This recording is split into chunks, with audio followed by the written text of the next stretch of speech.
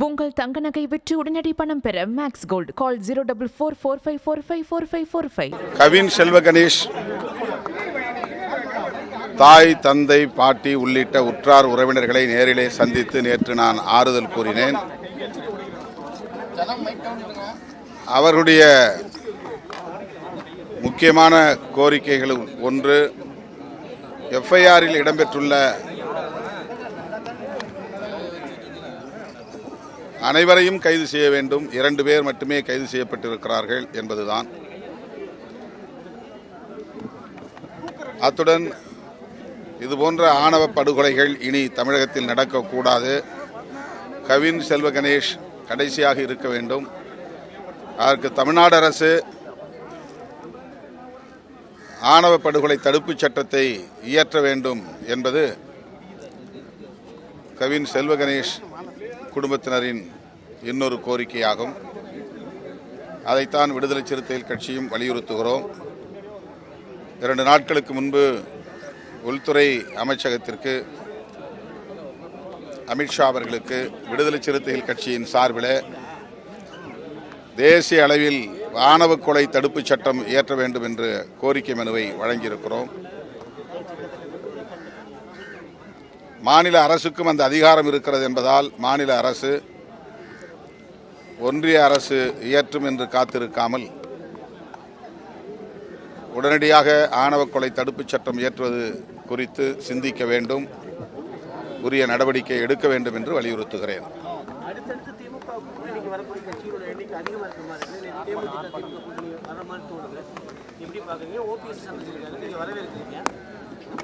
தமிழ்நாடு முதலமைச்சர் உடல்நலம் தேறி மீண்டும் தனது கடமைகளை ஆற்ற தொடங்கியிருக்கிற நிலையில் மரியாதை நிமித்தமாக தலைவர்கள் சந்தித்து அவருக்கு வாழ்த்து சொல்லி வருகிறார்கள், உடல்நலம் விசாரித்து வருகிறார்கள். அந்த வரிசையில் திருமதி பிரேமலதா விஜயகாந்த் அவர்களும் திருமிகு OPS அவர்களும் சந்தித்திருக்கிறார்கள். அந்த சந்திப்பிலே அரசியல் முக்கியத்துவம் இருக்கிறதா என்று தெரியவில்லை. ஒருவேளை நீங்கள் சொன்னதைப் போல திமுக கூட்டணிக்கு மேலும் சில கட்சிகள் வரும் என்றால் மகிழ்ச்சி. கூட்டணியிலே யார் யாரை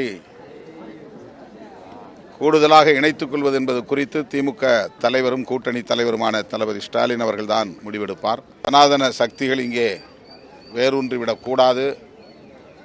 திருபுவாத அரசக்கூடியவர்கள், சங்க பரிவாரங்களுக்கு மறைமுகமாக துணை செய்யக்கூடியவர்கள் வலிமை பெற்றுவிடக்கூடாது என்று கருதுகிறேன். ஆகவே மதசார்பற்ற முற்போக்கு கூட்டணி வலிமை பெற்றால் அது நாட்டுக்கு நல்லது, மக்களுக்கு நல்லது. குடியரசு துணைத் தலைவர் தேர்தலுக்கான தேதி அறிவிச்சிருக்காங்க, செப்டம்பர் 9ஆம் தேதி. எதிர்க்கட்சிகள் எந்த அளவுக்கு ஒருங்கிணைந்து குடியரசு தலைவர் தேர்தலில் பங்கேற்க வேண்டும் நினைக்கிறீங்க? குடியரசு துணைத் தலைவர் திடுமென ராஜினாமா செய்ய நேர்ந்தது ஏன் என்று தெரியவில்லை.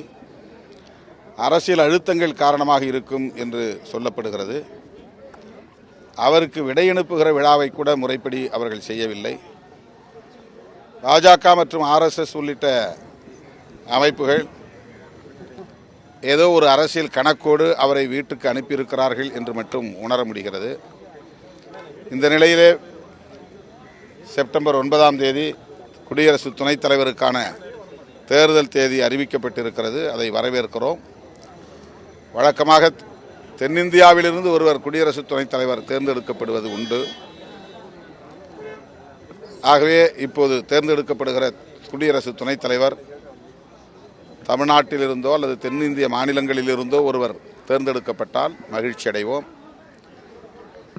எதிர்க்கட்சிகள் காங்கிரஸ், இடதுசாரிகள், திமுக உள்ளிட்ட இந்தியா பிளாக் கட்சிகள் துணைத் தலைவருக்கான வேட்பாளரை நிறுத்த வேண்டும். அது தென்னிந்திய மாநிலங்களை சார்ந்த ஒரு வேட்பாளராக இருக்க வேண்டும் என்பது விடுதலை சிறுத்தைகளின் விழைவு கோரிக்கை. உங்கள் தங்க நகை விற்று உடனடி பணம் பெற மேக்ஸ் கோல்ட் கால் 04445454545.